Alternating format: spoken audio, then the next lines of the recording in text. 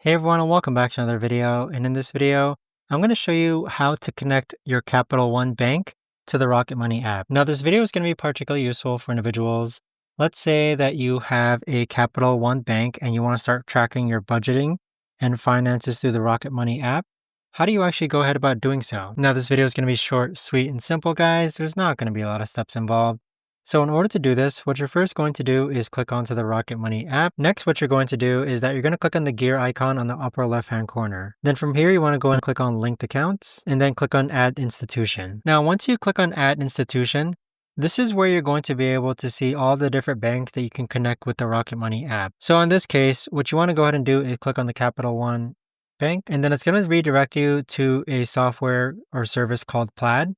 And Plaid is what Rocket Money is going to use in order to connect your bank. It connects it in seconds and it also keeps your data safe. But there you have it, guys. That right there is the best and easiest way that I know of to actually go ahead and connect Capital One Bank to your Rocket Money app. If you guys know of a better or easier way to actually do this, let me know in the comments down below. I would love to know. Thanks so much for watching, everyone, and I'll see you guys all in the next video.